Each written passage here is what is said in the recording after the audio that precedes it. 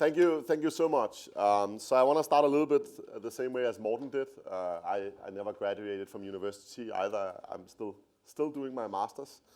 At least that's what I'm telling my mom. So the vanity of getting to speak at an old university like this is obviously a great attractor. But I also think the topic I'm talking about today, and I'm going to talk about what's happening to big businesses. And obviously, if you're an MBA student or working in the field around MBA, I mean, it's a program designed to go out and work with these companies and create change. And what's also interesting is a lot of these companies, they won't be around in the shape and the form they are today. And the bad news is probably that I'm going to also tell you that most of what you learned is probably obsolete in the context of how the companies are going to change. But the good news is that gives you a little bit of a head start to try to figure out what's really going to be needed from these companies. So yeah, I'm not going to talk too much about, let's see, Tradeshift and what we do, but I'll talk a lot more in my masterclass tomorrow about the process we've been through and how we raise money and you know, basically how you sell a big idea. So what I want to talk about is what I call the death of big business as we know it. And I think every company with more than 500 employees is threatened. And I think that the way they're structured, the way they operate, and the way that they're being built is basically at risk compared to what is coming. But it's maybe hard to understand why is this happening and why is it happening right now? Because big business has been around for a very long time. I mean, for the longest period of time, a big business was where you wanted to go. That was the prestigious big jobs you wanted to have. So most big businesses in the world is organized around this. And as MBA students, at least, you should recognize that this is Porter's value chain. And the boxes might be a little bit different. Some of them might be larger, some of them be smaller, some of them might be named differently. But ultimately, all big businesses, they have an input side, a supply chain, and manufacturing. They have a set of operations in the middle, and then they have an output side, which typically is the marketing, etc. And this is how 99% of the companies you'll find in the Fortune 500, they work, they're organized, and they're doing their business. But then this happened. And this here is Moore's Law that, simply put, states that every 18 months, the amount of transistors or computing power we have available in a computer chip will double at the same cost as it cost before. And getting your head around that, we know this, right? We know we have smarter laptops, we have thinner computers, we have iPads, we have tablets. So we know that computing power is growing everywhere. We know we have access to more than we used to. So we all have our heads wrapped around Moore's Law, we understand it. But then you really start to understand what it actually means, and it gets a little bit harder. In '94, the CPU inside an iPhone cost $54 million. American government bought a supercomputer with the same amount of power as an iPhone has today. It cost $54 million. Today, that chip costs $300. Now think about any other thing in the world that has gone from $54 million to $300 in the time span of 1.5 decades. It doesn't exist. And that's where things get really, really interesting, because Moore's Law keeps going on. And actually, economists, they did a fun comparison of how many times the death of Moore's Law have been predicted. Say, now we can't do anymore, we can't scale the CPUs, we can't get more power out of them. And every single time it just runs straight through them. Because of course, Moore's Law is also powered by Moore's Law. We build faster CPUs because we have faster CPUs to figure out how to build faster CPUs. So what's happening is that Moore's Law is bleeding into the physical world. And it used to just be about the digital. It used to be about our internet, our smartphones. But right now, there's a huge revolution going on where Moore's Law is impacting everything in the physical world. So to give you some examples, right, this is the world's first 3D printed car. Remember 2 years ago when 3D printers, there was toys that could make like ugly plastic figures?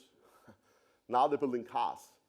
Siemens are now 3D printing spare parts in steel for the offshore windmill farms on the spot, because they find having warehousing with very expensive parts near where they need them is extremely expensive rather than just manufacturing on site, and they don't want to ship it. Now, if you really start to think about that, what does it mean if we're not going to, ship all of this shit around anymore? That's probably a bit of bad news for the logistics industry, unless you want to specialize in shipping steel powder, plastic powder, carbon powder, rubber powder, all used for the manufacturing in 3D printing. This robot here is from a company called Rethinking Robotics, an industrial robot that is meant for automating manufacturing. The crazy thing about this robot is it cost $100,000. An industrial production robot from Siemens cost around $5 million. An industrial robot from Siemens requires a team of 20 engineers to set up. And probably costs almost the same as the robot to set up and configure it. This robot here, you train and program by taking it by the hand and showing it the moves you want to do. Right? So we're taking what is a team of 20 people and shrunk it down to what anybody, your mom, me, can do just by showing it, like you would show a human coworker how to do things. So what that means is that production batches are shrinking, manufacturing is moving back, because if we can all use robots, why not that? So that's also why, if you heard Morten talk earlier today about Kickstarter, why is that explosion on Kickstarter? Why right now are design teams all over the world building shit, doing cool stuff, and competing with companies like Apple and so on? Why can they do that? They can do that because it's become achievable to do small batch size production on high quality that normally used to belong to companies like Sony, Apple, etc. Sure, the margins might be a little lower than for those guys, but that doesn't matter because you can do it. Google's self-driving car, we all seen the press, we heard the stories. So a lot of people in the car industry, they were laughing at Google. So 5 years ago, they said, Google is, they're fucking crazy. They want to put a sensor on a car that costs $75,000. That sensor on top is called a LiDAR. It collects 1.3 million data points around the car per second. It's a little better than a human driver at keeping attention. But it was, the problem was that it was, as much as the car. So, the car industry, they saw no threat here. In December, I got this. This is a prototype project from Google. It's called Project Tango. It is a tablet that has the same sensor as in the car. Price, $1,000. And actually, this version of the sensor is a little better. So here's the thing. Google's strategy, when they talk about having a moonshot strategy, where they bet 5, 10 years ahead, it's not a moonshot strategy. They're just investing in Moore's law. They just know that stuff that is crazy now will cost $1,000 in 5 years. The car industry, they missed out on this because they didn't believe that. They don't believe in Moore's law, and it's so hard to get your head around. So why is it we're not reacting, and why is this is creating havoc? There's the old story about the Chinese guy who invents the chess game. He goes to the emperor. The emperor says, this is a really cool game. How can I reward you? And the guy said, oh, I'm a humble guy. I'm a little hungry. So if I could get some rice from my village, just 1 corn of rice on the first field, 2 corn on the next, and 4 and so on. And the emperor's like, oh, this guy's stupid. I would have paid him a lot more. But it's 5 times the rice in the world because it's exponential and there's 64 fields. And what the emperor, the mistake he made was he couldn't wrap his head around the second half of the chessboard, right? He could understand the first one. It's just like small numbers. But the thing is, when we think about technology for the last 10 years, that's the first half of the chessboard. And what you're looking at for the next 10 years is all of that stuff adding up. That's why we, in this room today, have a guy who has a chip in his hand. That's why this morning we talked about artificial intelligence and all of this stuff. It's all coming together right now. And you just seen the beginning of this multiplication. We are in the very, very early days. I think he said 25% in the keynote. I think we are 5%. So what does this mean for big business? Because I think that's the interesting thing. That's what I care about. So first off, manufacturing and supply chain is changing radically. You used to be able to buy a jet engine from Rolls-Royce. You can't anymore. They don't sell them. You can lease them by the hour. They call it hour by the power. Power by the hour. Sorry, it's the other way around. The reason they can do this is because this is so full of sensors that they measure in real time everything that happens inside this engine. If there's an issue, there will be a team who is specialist in that engine on the ground where the plane lands when it lands. What it means for the airlines is they don't need to know about the engines. They're just being in the air as a service. It's not so different from your mobile subscription, except it's a little larger. It delivers a service for an airline. And we can do that because Moore's law put all of the shit inside this engine that made it possible to monitor this in real time and make it into a service. So imagine that everything in the physical world will eventually be made into services. Tesla, we talk a lot about Tesla. So Tesla has completely disrupted the car industry, and there's a lot of discussion, why is this happening? My thesis is that Tesla has disrupted the car industry because they're not building cars like a car company. They went to a much more efficient supply chain and production method, which was Apple. So the guy who builds Tesla's factories, he used to be head of factories at Apple. They're building cars like Apple are building laptops. So they didn't care about how you should build a car. They didn't have an idea of what a car should be like. They thought, let's build it in a very different way. This is also why Tesla cars, they don't have a year. You're not buying a 2007 Tesla. You're buying a Tesla Model, X. Because that car will keep changing. It's a software platform with 4 wheels. So you will see a lot of supply chains will jump. You will see that the way we produce, soft drinks, phones, everything, you will jump from other supply chains. Whoever is the most efficient will jump. And it's a complete change of the supply chain of an industry. And if you don't change, you're already lost. Nike. So Nike is one of our, we work with the companies like them. And one of the things that's interesting about Nike is that 2 years ago, they came up with this new way of making a shoe. So traditionally, you always build a shoe by sewing all of the material together and doing it a certain way. They figured out they could view it a little bit like a spider creating its net. This production method was it's called Flyknit. This production method was 40% cheaper than the existing way of building a shoe. At the same time, they used 20% less material, and in every single aspect of how you measure the quality of a shoe, it was better. So what did Nike do? They did high-five each other and said, wow, this is fucking awesome. We're the best at making shoes in the world. No, they got shit scared. They said, holy shit, if we can do this in so little time, it will happen over and over and over. And this is a complete revamp of our supply chain, how we build stuff. Every 2 years now, we will have to completely revamp how we build stuff. Which is a very different model from building shoes the same way for 20 years with small optimizations, right? So technology is driving not just the iterative, evolutionary, way of building stuff. It's driving complete revolutionary changes in how you build your product. And if you're not willing to do and take that revolutionary change every single time with the cost associated with it, you're done. We know this from software, right? This is how software is. 3 years ago it was, Instagram, and now it's Snapchat, and there will be a new one, and there will be a new one. But we didn't think it about, manufacturing and robotics and how we build cars. But the same kind of dynamics are coming to all industries because everything is being powered by Moore's law. This is a home 3D printer. It will cost $5,000. It can produce in 3 different materials: rubber, carbon, plastic. So I was joking around with a shoe company when we're saying, so are you ready for in 10 years when consumers, they're going to be pirate copying your shoes at home? And they said, no, because we have a pretty strong brand. We're just going to sell them digital shoes. So recently I learned they're actually rolling out in all of their stores the ability for you to have your foot scanned, and then you can leave with a pair of really custom shoes. So it's, they'll 3D print them in the store. So all of this stuff is changing how we're thinking about production, how we think about supply chain. In that case, suddenly the consumers are your supply chain. Your business has turned around at 180 degrees. So the other side of the equation in Porter's value chain is the output, the marketing, the sales side.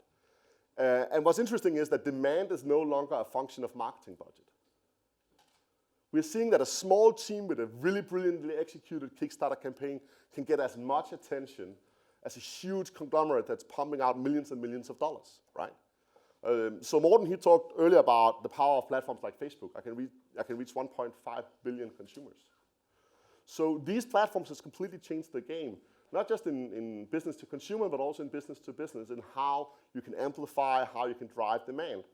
But at the same time, the way we're consuming services has also changed what we want. So for the first time in 30 years, American teenagers, when they turn 18, the biggest wish for the last 30 years have always been to get a car. This year, it's not on the top 10 list of things they want. What they want is a phone, because with a phone, they can get an Uber app, and then they can get a car wherever they are in 3 minutes with a driver. And they don't have to care about designated drivers, and it'll be a cooler car than the one they can afford. Right? So we are moving because consumers, the next generation of consumers, they're trained to use a phone, right? And they really don't, if you go to them and say, hey, do you want to have a CD collection? It's like, why are you crazy? I want to have Spotify, right? So if you think about Spotify, just imagine the next generation of consumers, they want Spotify for everything. Because they don't want to own that shit. It's a hassle owning stuff. You got to fix it. You're going to make it better. It's just a hassle. Next generation of consumers, they want to have access. They don't want to have ownership. So that's driving completely changed consumer behavior. And we talked earlier, I think Rich, he talked about the clash that's coming between companies like Uber and the car industry. So a huge car company, they were saying to me, oh, we think Uber is going to be a great customer of ours. They're going to buy so many cars. They're like, let's wait a second and look at this, right? Cars, they spend 94% of their time parked. So when Uber finally gets those self-driving cars from Google, or Google, they do the self-driving cars from themselves with a little bit of software, we will need 94% less cars because the efficiency and the utilization rate will be so much bigger. Or let's just say they're poor at it, so 80% less cars. That's still pretty bad news for the car industry. Good news for everybody else who like to breathe clean air and, you know. So demand and planning fluctuate in much shorter cycles. So again, another car company, so cars are built in 5-year cycles. 5 years before you go to market, you start planning what is the demographic, what's the audience, who's going to buy this car. Then you market it, you build it, and you put it out 5 years later. But now this demand and supply cycle has collapsed. So now they say it's around 12 months, which is a problem if you're building things in five-year cycles. So cars you thought will do well is getting killed. Cars you thought wouldn't do well, they're not doing very great. So they're doing amazing. So, you know, what we really have is we have havoc on both sides of this equation. We have completely and rapid change on the input side. We have completely and rapid change on the output side, right? So the problem here is, this is the result. I think this is one of the best examples. So Blockbuster was offered to buy Netflix for $50 million in 2006, right? They said, no, this is going to be a bad investment, and they took the $50 million and they invested them in Enron's broadband business. So, yeah, and today Blockbuster doesn't exist, and Netflix is, you know, being used by 1/3 of all Americans. So, I guess who did the best one? So, how did we end up here? How is it that big businesses are continuously failing at catching up and moving and being as agile as the competitors, as the challengers? And I think one reason is really, if you look at what startups they do, right? This is the lean startup model. So if you ever read the book called The Lean Startup, you'll see this is a really great model of thinking about how you build products. We iterate extremely fast. So Tradeshift, we've grown from being 0 to being 300 people in 7 countries in 5 years. Every single year, we are a completely new organization, and we have to learn how to be a completely new organization. You know, when you're 5 people, it's great, but now I suddenly I figured out I need stuff like HR, I need legal, I need to, hell, I don't know how many payroll, all of this stuff. So we build our businesses in such a way that we can completely change our business on the process side every year. We don't assume, and actually, in fact, we had a rule in the beginning where we tried to change stuff every 6 months, so people would never get used to what we have. So we never get that kind of, oh, this is how we used to do things in the old ways. Because there will be no old days. And if you've been here for more than 6 months, you're a veteran. Because you know the process that we have right now, and they're just about to change. So idea, build, product, measure, data, learn. That's the cycle of product innovation that you're seeing in all startups. And the faster you can run this cycle, the faster you'll get a product market fit, and the faster you'll kill everybody else around you, because Moore's law will accelerate what you're doing. This goes for organizations too, right? But big companies, they do this instead. They know it's wrong. They know it's not working well. And everybody on board of this super tanker knows we really need to change. We really need to switch direction. We know we do. But they don't know how. They're communicating left and right about it, and even when they're trying, they can't. And for me, it was very puzzling for a long time. Why don't they? They're not stupid people. I mean, they are at least, you know, within range of everybody else. So why are they not changing? Is it the incentive structures? Probably a little bit. But even then, there's a lot of good people who want. There's even companies who massively go out and try and still fail. So I think one of the biggest problems is really that for the last 30 years, we've been optimizing for cost and efficiency, not change. We have had an economy that's just been keep going up and up and up. Yeah, there's been small bumps. There's been the 2000, which, like, by the way, look like a rounding error right now. So the thing is, all of our software, all of our processes, and all of our internal systems are set up for things to be static. Because input and output was fairly stable. Yeah, I would get 10% better in production methods every year. Yeah, I would get 10% better at marketing and selling every year, but it was static. So there was an army of consultants that said, you've got to standardize your business. You're going to put all of your business processes to India. You're going to roll out, you know, SAP and Oracle and your whole organization, it will take 10 years, and you're going to standardize all your business processes because you're going to get a really low cost of transaction. You're going to get a very high degree of efficiency. And we're obsessed with efficiency. And the problem, the flip side of that is, yeah, you will get a really high efficiency that will, in a very efficient way, run you into the ground. Right? It'll be the most, it will be a very efficient plane crash. And because you won't change. It's like, you removed the steering wheel because that was costly, and you just need to go straight. So when we, and this is really a good example of the systems we are building to run our companies in 2015, right? For all of those who are MBA students here and you haven't joined a big company yet and are thinking, what about these ERP systems we hear so much about? I'll say I feel really deeply sorry for you. So enterprise resource planning was the idea that everything a company does can be done on one platform, one database, to bind them all. And if you look at those systems, right, they're very expensive. There's many examples of customers doing billion-dollar implementations of SAP Oracle that takes 5 to 7 years and don't deliver kind of really any return. You standardize your business. And the reason they don't deliver a return is you don't focus on the value they're going to create. You focus on keeping the CFO out of jail, which, of course, for the CFO is a really important thing. But maybe not so much for the shareholders, maybe not so much for everybody else in the company. The other thing is it's costly to implement and it's very costly to change. So one of our customers, they wanted to move a factory from China to Philippines. In fact, they didn't want to move, they did. They moved the factory in 3.5 months, including getting new machines, electrical, everything set up, people hired. It took them 18 months to redo SAP so it fit, the digital process fit the physical one. We're in a world now where large companies, they need to change their own internal structures. It takes them longer to change the digital part than it does to move, hundreds of tons of equipment between two countries. And digital, that's the light stuff, right? That's the easy, the bits, We want to make everything into bits because that's easier. I'm not so sure. Centralized top-down architecture. All of these systems is built on command line hierarchies. Somebody on the top decides more than you do, and then a little bit more, and a little less, and a little less, and a little less. And at the end, you can get to say yes or no to some document. Yes, no. But the problem with that is the world has changed radically since those systems were implemented. Most large organizations today are doing the opposite. They want the value to come from the bottom. They're hiring really, really smart people on the front line, and they want them to make decisions, right? So data is out of sync with reality and people. So I read one statistic that says 80% of the data in a modern ERP system is never touched by anyone. Why?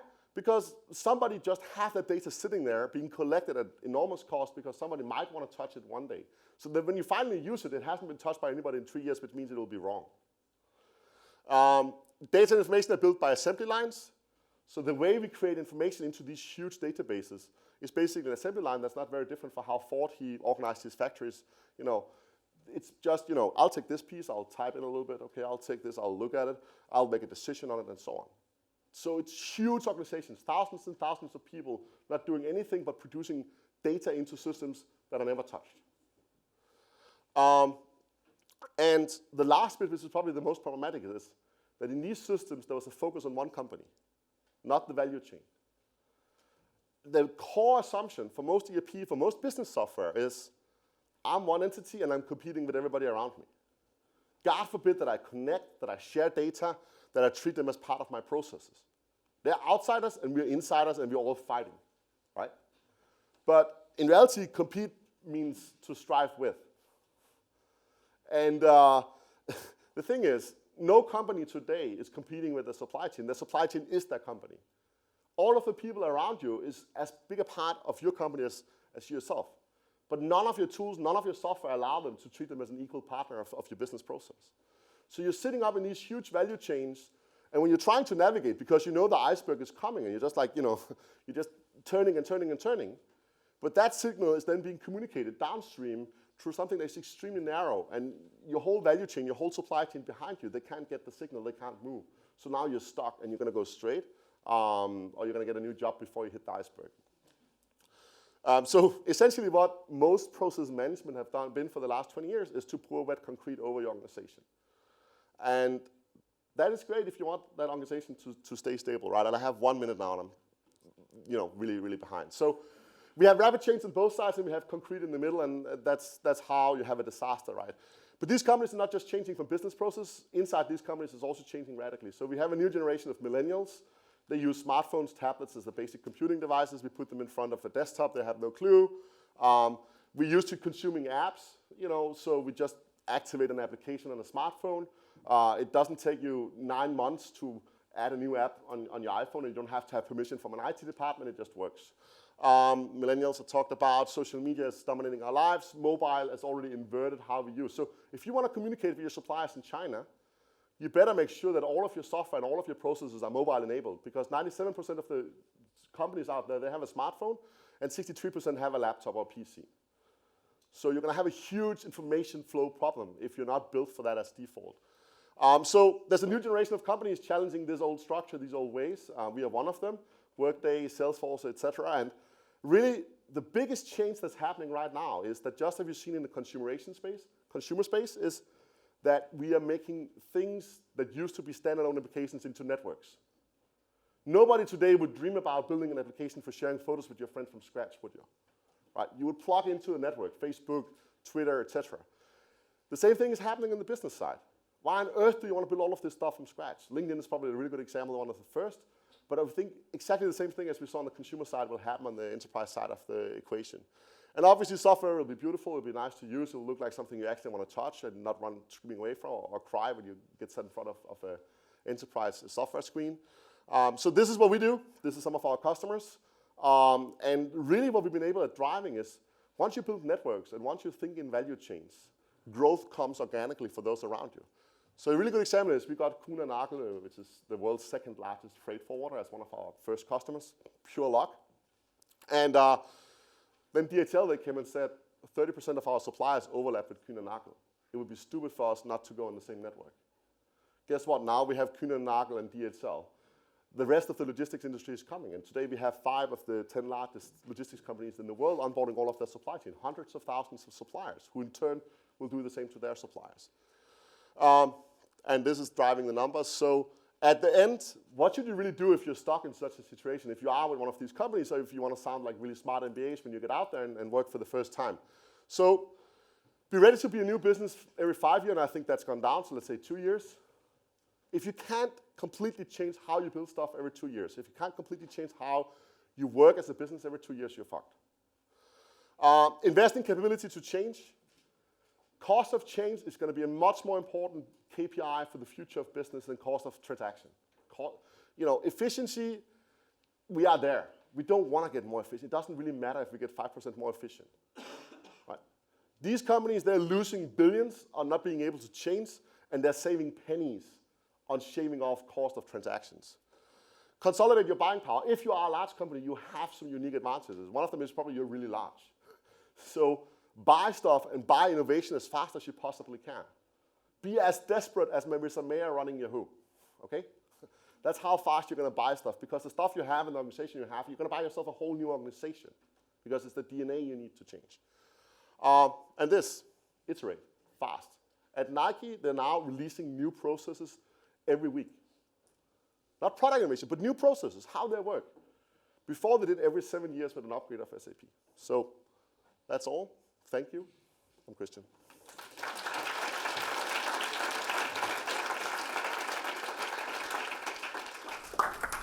Any questions from Christian? Hi, Carol Jones. In the flying world, they've transformed themselves to such a degree that you now have a different feature flying an airplane, because it's a completely different airplane. You have to think different. One of the issues that I worry about is that the technology will just keep coming. The big manufacturers will go down that path. I question whether anybody really is looking seriously at what we're going to do to society when we replace all the humans with machines. I think that 99% of the jobs in this world is bullshit jobs. But it feeds... Let me finish. I think it's jobs we invented so politicians, they wouldn't get killed for having high unemployment. And you can't really tell me that we need to have people sitting and typing invoices I mean, that's a job. So I think as a society, the really big question or discussion we gotta have is, what's the meaning of work? I know a company who recently automated the supply chain. They're not one of our customers. Everything is automated, everything is robotics. They had 7,000 people that they didn't need.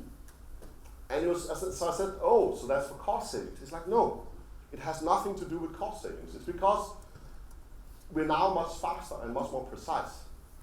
He didn't care about the cost savings. He cared about the value add from being much faster and much more precise. So what did they do? Did they fire those 7,000 people? No. They actually put them all out in programs because they're all educated people, etc. And they're financing that they can go out in the communities, the villages, they can engage with people, they can do teaching, they can do a lot of other stuff. And they're financing, they're bankrolling. Because they realize that we can't just fire everybody, right? So I do think that there's a huge change coming. Think about the Industrial Revolution, right? Everybody compares this to the Industrial Revolution, but the thing with the Industrial Revolution was that most of the leaders in Europe, they got their head chopped off in that process, right? So as a politician, you got to think about this. You can't defend the job stuff. And I don't think the solution is just to create more bullshit jobs. In Japan, there are people who just stand and hold a sign that says, don't go in this alleyway, right? I think you could just put the sign there, but that's a job for somebody. Yeah. Go. There? Yeah, front line. Right. Isn't it paradoxical that big companies have lots of troubles? Startups are very innovative, but they often don't make it within after a year. So isn't there anything that the startup community can help to the big companies? Somehow it seems like there is no sort of, I don't know, a platform, education, structure, something. Do you have any ideas? I mean, I'm betting my company that we can help large companies become better. So, but I do think it's going to be a very interesting time, and you're probably going to have 25% of the big companies come into real trouble like Blockbuster before the rest they wake up. But I think it's going to be a tremendous opportunity for those companies who are willing to move and those who can help them. So I don't think that startups, big companies eventually are worse off than startups, because there's also, let me tell you, there's a lot of challenges being a startup trying to be a big company. So most startups, they actually don't succeed very well at that. So I think you will be able to move both ways, but right now it just looks like startups are outperforming big companies in every dimension. I don't think that's true over when we have, like, let's say 10 years more of experience. Google is a big company today. So. Yeah? It seems to be my understanding that Tradeshift favours a highly collaborative model in a world which seems to favour competition, and it seems to be a paradigm shift, which seems to be the right way to go. What's your view of competition and collaboration in the future? So, who was it? This morning, I think we heard the sentence: "The internet favors monopolies." You know, so it's very natural for tech companies to favor collaboration because, Google is not really competing with anyone, right? They destroyed all competition in the search market. So, I do think, but I also do think that large companies actually do a lot of collaboration. It's just that the processes haven't caught up. And if you go to the procurement department, if you go to the account payable department, they think they're fighting with everybody around them. But if you go to the people building the products and working with their partners, they understand that these suppliers is a huge part of the company. So I do think it's just about aligning the system side and the process side of these companies with what's actually happening from a product perspective. And no company is an island anymore. You're part of the value chain. Can you talk about how you architect an organization to be ready for all this constant dynamic change, and if there are any trade-offs you deal with? And I'm thinking like loss of institutional knowledge in the process, like it's a frictional thing, and sort of how you build that actually into your company's DNA versus talking about it. So one rule we have at Tradeshift is called just-in-time bureaucracy.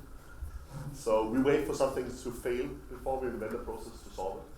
I think a lot of companies, they have whole teams of people trying to think about everything that can fail and then building processes to prevent it. So we want things to actually be a proven problem before we fix it, which sometimes is interesting. But then we've gotten really good at fixing it fast. And that's what you're going to be good at. So I think that's maybe one thing. The other thing we have is a pilot rule, which is fairly simple. If you think something doesn't make sense, you're welcome to go do something else. You just need to be able to argue to everybody why you did it. Those rules, of course, increasingly become challenging when you are more people and you're global and everybody's making decisions, etc. But the last thing is just to hire really, really smart, self-empowered, people. because I think smart people will fix most of the organization problems you have. Morten? So, how many people in here can explain me what Tradeshift does? I think you forgot to tell what you do. Nada speaks about what Tradeshift does. I'll do that tomorrow. But Okay. if you are interested, we provide a software platform that helps the companies connect and collaborate with the suppliers internally. We can build applications on top of it, so you can easily push new processes, and you connect with everyone. We are the anti-SAP, if you want to do something.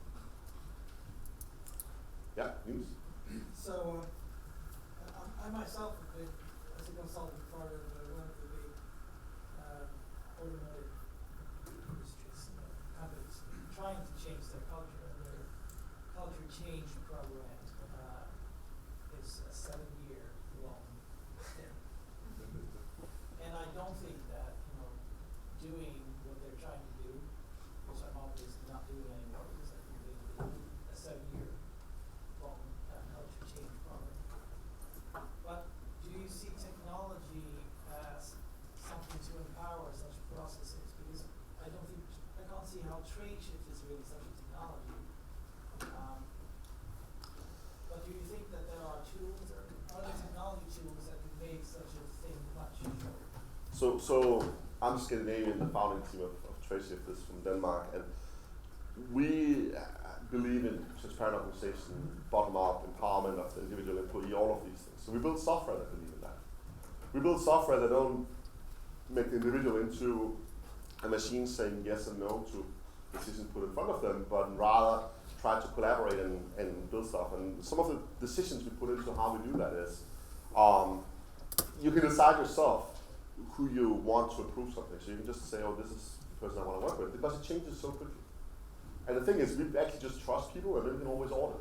We can always go back and look at the data to see are people doing the right thing, rather than trying up front to invent all of the blockers so they won't. So we give them a lot more freedom to make decisions, but a lot of companies will be super scary. So you mean that this person can just select somebody randomly as the approver, and then that bad person, he can just approve something really crazy, and we just bought a new, whatever. And the first time we tried to explain that to the CFO, he's a little scared. But over time, it becomes clear that that's what's happening anyways. And so rather, let's not, we tend to just pretend. So we just sit around in these big companies and we just pretend that that's not happening. But by accepting that is happening, and then auditing to say, hey, did anybody actually make bad decisions? Did anybody send to somebody who formally didn't have the right to approve something? And figure out that in 99.99% of the cases, it doesn't happen. And for the person who did, you can still correct it, right? So I think you asked me, how do Tradeshift enable, these organizations to change? I think a very big part is, so I'm talking about the processes here. And modern organizations, processes is software. And we try to build software that comes with a different set of standard assumptions about people than the last generation of business software. So that's. But that example, I mean, if I'm Paul and I've had the same boss for 5 years, and I get this type of software, and I should sign something, to approve my ideas or whatever. I sign my boss. Yeah. I think that's what. No, so obviously, actually, we would probably should. No. Change behavior. It gets very technical now, but we try to help. We probably know that you worked with John last, so we'll suggest him next time you want to work with somebody. But I also think 90% of the stuff that most of these people on the process side have been doing will be completely automated. We're using huge amounts of AI and machine learning to make decisions with financial data, because most people are actually really bad at it and shouldn't be doing it. But what they're doing now is they're becoming analysts and figuring out where can we make our organization better, how can we grow, so it's also about changing the roles of these people. And then the collaborative stuff becomes much more important than the transactional stuff. I mean, transactions are for machines. Just not in business today. The transactions are for people who work with SAP and Oracle and in India. Right. Yeah? So on one of your slides, I noticed that you said that a company should be ready to innovate or change completely in 2 years, because 5 years is also a very long time. So I noticed that you were registered Tradeshift in 2010, and this is 2015. So going by that, you should have changed at least twice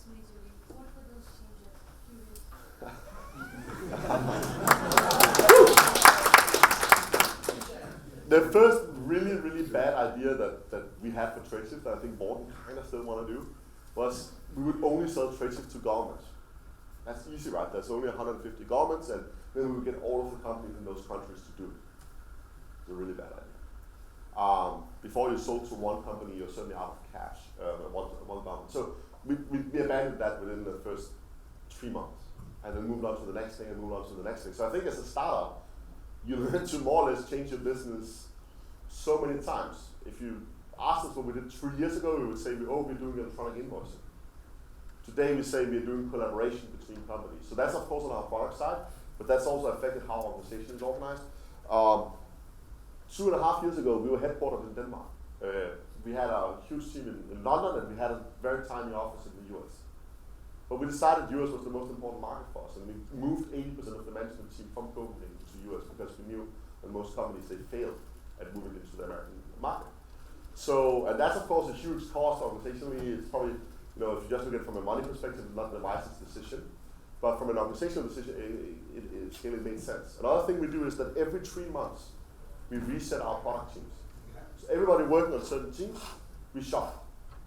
And we do that to actually keep people constantly adjusting and thinking about and bringing knowledge to it. But it also means you need to know a lot more about a lot more things.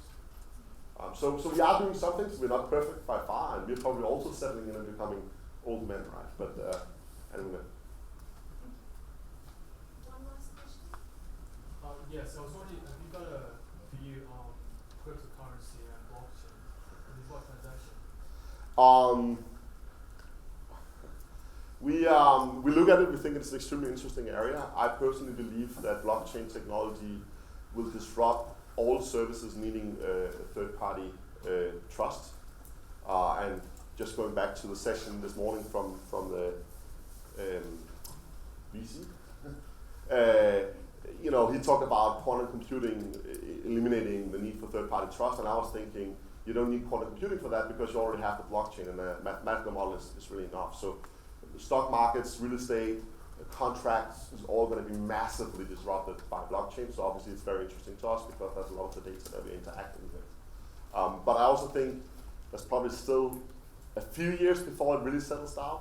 If you think about the incubation period from when Napster came and everybody was afraid of peer-to-peer, so now it's powering everything we do online if we move in big chunks of data. That was a 6-7 year period. I don't think it'll be that long with blockchain, but still a little bit of time to figure it out. All right. Well, that's my email. On Twitter, I'm probably easier to reach. And if you're interested in working for Tradeshift, tradeshift.com jobs.